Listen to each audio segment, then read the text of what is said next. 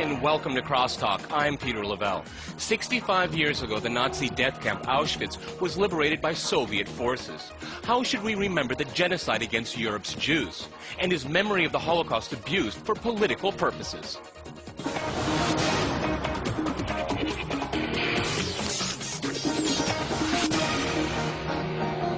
To discuss this, I'm joined by Norman Finkelstein in New York, a political analyst and the author of the book, The Holocaust Industry, Reflections on the Exploitation of Jewish Suffering. And in Jerusalem, we have Professor Israel Charny, the executive director of the Institute on Holocaust and Genocide, and another member of our Crosstalk team, Yelena Hanga. Okay, Crosstalk rules are in effect. That means, gentlemen, you can jump in anytime you want. I'd like to go to you first, Norman, here. You claim that the Holocaust is an industry. First of all, what is that? And should we be offended by it? Because certainly some people are. The Holocaust has now been drained of any moral content. It's simply a weapon used by Israel and its supporters to deflect criticism of Israeli policy. And it was also for a long period used as a blackmail weapon to extract what was called compensation for needy Holocaust victims, but which was in fact the shakedown racket of Europe. Okay, if we go to Jerusalem, Israel, would you agree with that assessment? Something tells me that you don't. Something tells you. Something tells you that today is not a day in the Colosseum where Finkelstein and Charny are to go at each other. Today is a day of international remembrance of the Holocaust. And I would begin with a reverence, with a depth of feeling, of memory for victims who suffered unbearably. And I would continue, without rushing, from there to the meanings of the Holocaust for all human beings.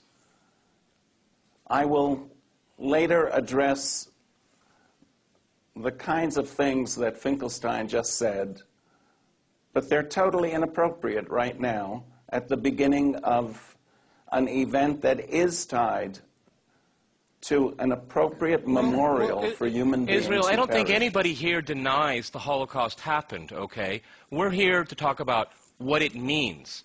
And Norman thinks it's a money-making machine for some individual. It's a money-making machine. Go ahead, Norman. It's a money-making machine. It's a money-making machine, and it's also a political weapon. Israel Charny sits in Jerusalem and piously talks about how we should use this day to reflect and remember. But I opened up yesterday the Israeli newspapers. Guy in the way you use words. Right. I opened up the newspaper yesterday in Israel, and what did I read?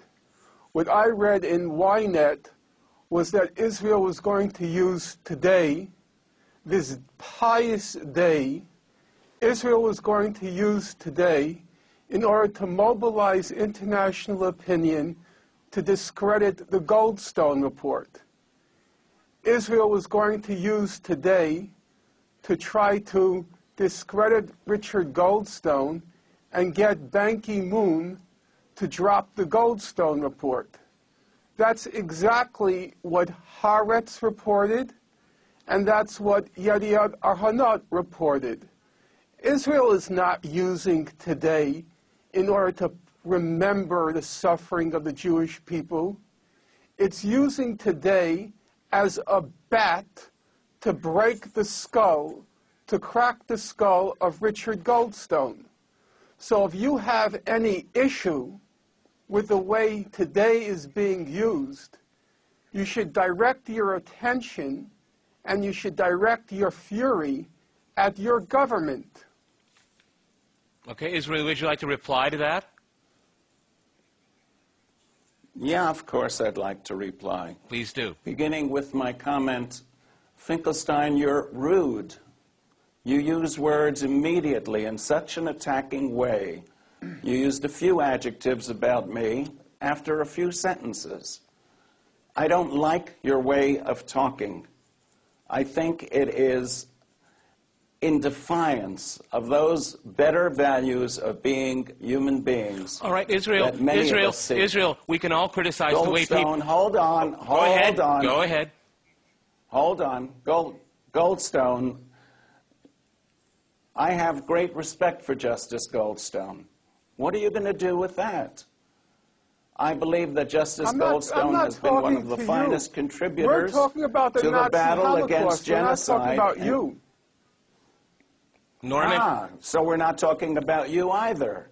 And if we're talking about the Holocaust, I suggest we begin with a reverence, with a respect, with a caring for human life, and not with the cheap shots that you started. Israel, I've read the Holocaust is only. Israel, I've read Norman's work. Okay, I can understand how some people can get upset, but there's a lot of substance there as well, and it begs replies, don't you think? I'll be glad to respond to the substance. Okay, but I will not ignore the mode in which it is delivered, including now. Respond to the comments of your government yesterday.